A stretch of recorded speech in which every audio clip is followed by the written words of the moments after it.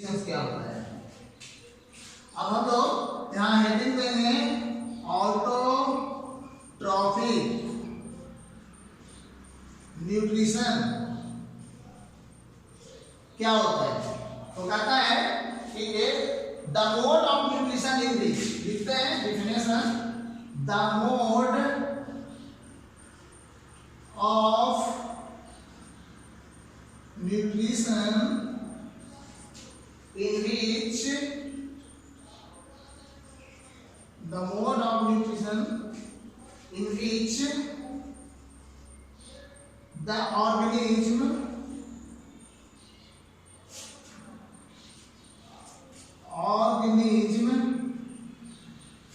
makes its food itself from simple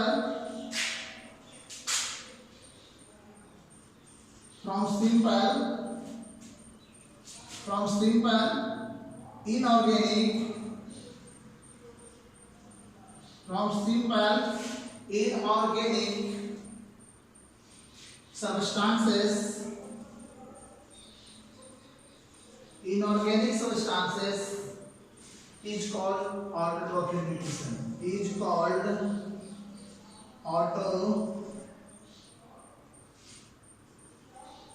autotrophic nutrition. इसे हम लोग ऑटोट्रोफिक न्यूट्रिशन कहते हैं। कहता है the mode of nutrition in which the organism make its food itself from simple inorganic substances is called autotrophic nutrition. कहता है कि ये ऑटोट्रोफिक न्यूट्रिशन जो होता है ये कैसे होता है। कहता है कि ऑटोट्रोफिक न्यूट्रिशन में होता क्या है कि ऑटोट्रोफिक न्यूट्रिशन पूरी तरह से यानी हरे ग्रीन प्लांट में होते हैं। हरे ग्रीन प्लांट, हरे पेड़ पौधे में ऑटोट्रोफिक न्यूट्रिशन पाया जाता है जिसमें क्लोरोफिल होता है। तो कहता है कि हरे पेड़ पौधे जो क्या करते हैं कि वाटर, पृथ्वी से वाटर, जैसा कि प्लांट देख रहे हैं किसी ग्रीन प्लांट, सो यहाँ पे ऑटोट्रोफिक न्यूट्रिशन इसमें पृथ्वी से क्या करता है कि जल ग्रहण करता है, जल के द्वारा जल और मिनरल ग्रहण कर लेते हैं, एटमॉस्फेयर से कार्बन डाइऑक्साइड ग्रहण कर लेता है और सूरज की रोशनी में यानी सन रे ग्रहण करता है और इसके पत्ते में, इसके लीफ में जो है एक क्लोरोफिल ग्रीन पिगमेंट पाया जाता है जिसे हम लोग क्लोरोफिल कहते हैं। एक क्लोरोफिल पाया जाता है और एक क्लोरोफिल जो है इस सन की उपस्थिति में, सूरज की उपस्थिति में एक क्लोरोफिल जो है वाटर के साथ एनवायरमेंट से कार्बन डाइऑक्साइड लेकर के एक रिएक्शन करता है और उस रिएक्शन के द्वारा एक अपना भोजन का निर्माण करता है। उस रिएक्शन को हमें फोटोसिंथेसिस के नाम से जानते हैं। आपने पिछले क्लास में या 6th क्लास में इसके बारे में कुछ जानकारी आपको मिली होगी। आपके क्लास टीचर आपको बताए होंगे या जो साइंस के टीचर होंगे वो आपको बताए होंगे कि फोटोसिंथेसिस क्या होता है। लेकिन इस क्लास में भी थोड़ा सा विस्तार रूप में पढ़ना है फोटोसिंथेसिस के विषय में, इसलिए हम लोग इसके बारे में चर्चा कर लेते हैं। तो ये फोटोसिंथेसिस की प्रक्रिया करते हैं और प्रक्रिया करने के बाद अपना भोजन बनाते हैं। आप फोटोसिंथेसिस की जो प्रक्रिया करते हैं और फोटोसिंथेसिस के रिएक्शन के कारण इन्हें कार्बोहाइड्रेट का निर्माण करते हैं जो अपना भोजन के रूप में ग्रहण करते हैं।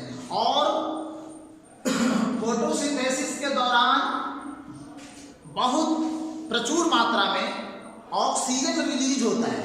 ऑक्सीजन वातावरण एनवायरमेंट में एटमॉस्फेयर में ऑक्सीजन चला जाता है क्योंकि वो कार्बन डाइऑक्साइड लेते हैं और ऑक्सीजन देते हैं। तो बहुत सारे ऑक्सीजन जो है एनवायरमेंट में जाता है और ये ऑक्सीजन जो है लिविंग बींग्स के लिए वरदान है क्योंकि इसी ऑक्सीजन से लिविंग बींग्स श्वसन प्रक्रिया जो है चालू रखते हैं। अगर एक पेड़ पौधे ऑक्सीजन रिलीज होना बंद हो जाए तो जीवन संभव पृथ्वी पे जीवन संभव नहीं है। तो हम लोगों ने ये देख लिया। अब हम लोग इसके बारे में ये पढ़ेंगे, ऑटोट्रोफिक के बारे में हम लोगों ने देख लिया है अब इस अभिक्रिया में तो हम लोगों ने ये भी जान लिया कि क्या क्या होता है, हरे पेड़ पौधे अपना भोजन बनाते हैं। अब हम लोग इसमें एक नई बात आई है, वो है फोटोसिंथेसिस। अभी मैंने इसको शॉर्ट में डिटेल बताया है कि फोटोसिंथेसिस में क्या होता है कि कार्बन डाइऑक्साइड एटमॉस्फेयर से कार्बन डाइऑक्साइड और क्लोरोफिल और सूरज, सन रे और वाटर ये सब एक जगह उपस्थित होते हैं, एकाग्र होकर के जो है भोजन का निर्माण करते हैं रिएक्शन के द्वारा। तो अब हम लोग न्यू टॉपिक लिखेंगे कि व्हाट इज फोटोसिंथेसिस। फोटोसिंथेसिस होता क्या है, ये क्यों होता है और कैसे होता है। तो आज हम लोग फोटोसिंथेसिस के विषय में थोड़ा सा जानेंगे कि फोटोसिंथेसिस क्या होता है। तो अब यहाँ पर नाम डालते हैं फोटोसिंथेसिस। तो फोटोसिंथेसिस में देखते हैं एक प्रोसेस है, the process of using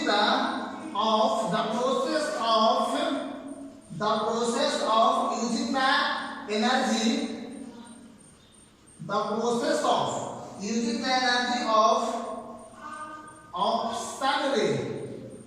sun rays या sunlight to convert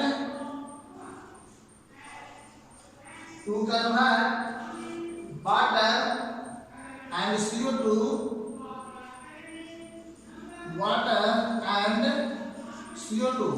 The process of using the energy of sun ray to convert water and CO2 into carbohydrate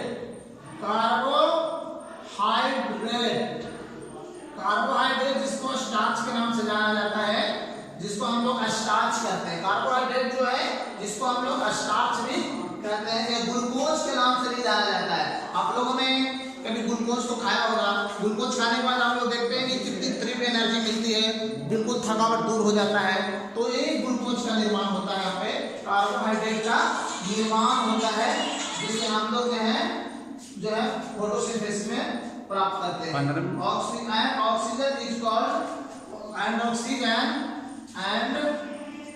oxygen photosynthesis and oxygen is called photosynthesis। ये photosynthesis का प्रक्रिया हो गया। कहता है ये देखिए फोटोसिंथेसिस में the process of using the energy of sun ray to convert water and CO2 into carbohydrate.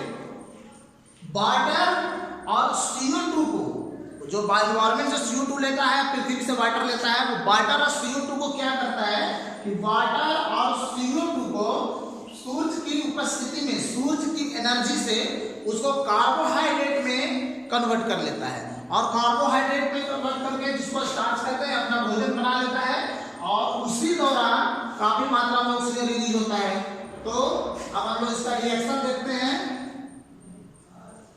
इसका रिएक्शन क्या होता है, तो इसका रिएक्शन है 6CO2 प्लस 6H2O।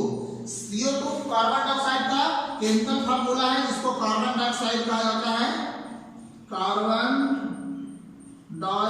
डाइऑक्साइड, इसको हम लोग कार्बन डाइऑक्साइड के नाम से जानते हैं। ये हमारा वाटर हो गया, और यहाँ पे सन रे और क्लोरोफिल जो पाया जाता है, क्लोरोफिल से रिएक्शन करके ग्लूकोज C6H12O6 का निर्माण होता है, और 6O2 ऑक्सीजन रिलीज होता है। ये हो गया स्टार्च या ग्लूकोज भी हम लोग इसको हम लोग ग्लूकोज के भी नाम से हम लोग जानते हैं। और ये हमारा ऑक्सीजन जो है ये हमारा ऑक्सीजन रिलीज होता है। ये 6CO2 है, 6H2O प्लस यहाँ पे रिएक्शन करने के बाद सन सन रे और क्लोरोफिल के उपस्थिति में रिएक्शन करके C6H12O6+6H2O का निर्माण करता है, इसको स्टार्च और ग्लूकोज कहते हैं और ऑक्सीजन काफी मात्रा में रिलीज होता है। अब हमने तो ये देख लिया कि फोटोसिंथेसिस क्या होता है, फोटोसिंथेसिस की प्रक्रिया कैसे होता है, कौन कौन से फैक्टर्स हैं वो फोटोसिंथेसिस में मिलते हैं और मिलने के बाद उसका निर्माण करता है। अब हम लोग ये देखने जा रहे हैं, अगला चीज ये पढ़ने जा रहे हैं कि कहीं कहीं पर हम लोग देखते हैं कि एक ही समय में पौधा को लगाया जाता है, अलग अलग क्षेत्र में देखते हैं कि कोई एक ही प्रकार का जो पेड़ प्लांट होते हैं वो बहुत कम समय में बहुत ज़्यादा घने हो जाते हैं, जल्दी फ्रूट लगने आता है, उसमें जल्दी फूल आ जाता है, काफ़ी वो हरे भरे होते हैं। कई बार वो वही प्लांट काफ़ी कम विकसित होते हैं। तो फोटोसिंथेसिस का कुछ आवश्यक फैक्टर्स होते हैं, वो फैक्टर्स के बारे में हम लोग आज डिटेल में कुछ पढ़ेंगे कि वो फैक्टर कौन कौन से हैं, क्या क्या होना चाहिए, किस मात्रा में क्या ऑक्सीजन, कार्बन डाइऑक्साइड, सन रे, क्लोरोफिल सबका क्या मात्रा होनी चाहिए, उसके विषय में थोड़ा सा हम लोग आज देखेंगे। तो नेक्स्ट हम लोग देखने जा रहे हैं कि क्या हो रहा है होता है। तो नेक्स्ट है some conditions and factors necessary for photosynthesis. Some conditions and factors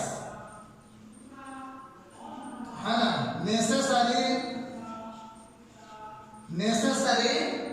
necessary for photosynthesis.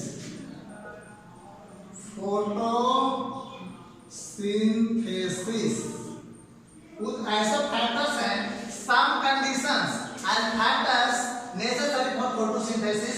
कुछ कंडीशंस और फैक्टर जो फोटोसिंथेसिस के लिए इंपॉर्टेंट होते हैं वो है, पहला है the presence of green pigment in leaves called chlorophyll. First है chlorophyll, green pigment presence, the presence of green pigment, the presence of green pigment in leaves for photosynthesis in leaves। दूसरा second है the presence of green pigment in leaves, मतलब कि photosynthesis की प्रक्रिया करने के लिए पत्तों में क्लोरोफिल उपस्थित होना बहुत जरूरी है। नहीं क्लोरोफिल होगा वो फोटोसिंथेसिस का प्रक्रिया नहीं हो पाएगी। ठीक है। सेकंड है the presence of sunlight, the presence of sunlight, the presence of sunlight, the presence of sunlight मतलब कि सूरज की उपस्थिति, सूरज की सनलाइट बहुत जरूरी है फोटोसिंथेसिस की प्रक्रिया होने के लिए। थर्ड है the nature of light, the nature of light, the nature of light, the nature of light क्या है, द नेचर ऑफ लाइट क्या होना चाहिए, इसको है the blue and red region, the blue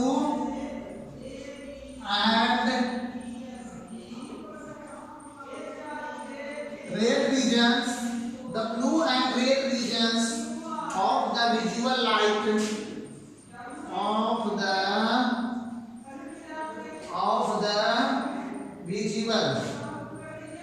visual light कहता है कि the nature of light, the blue and red region of the visual light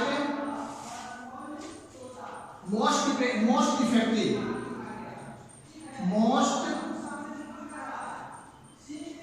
the blue and red region of the visible light is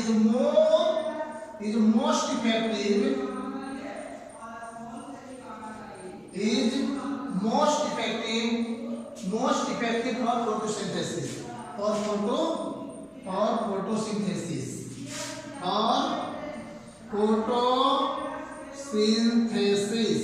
कहता है कि nature of the region of the visual light, मतलब blue और red light जो होता है, red region जो होता है वो लाइट विजुअल जो होता है वो ब्लू और रेड होता है, वो काफी इफेक्टिव होता है आपको फोटोसिंथेसिस की प्रक्रिया करने के लिए। नेक्स्ट है टेम्परेचर, फोर है टेम्परेचर, और temperature, the effect of temperature on photosynthesis varies from to plant. The effect of temperature, effect of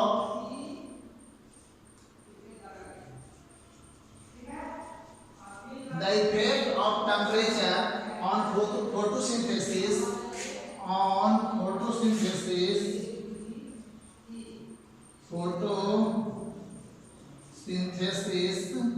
of photosynthesis vary plant to plant, vary plant to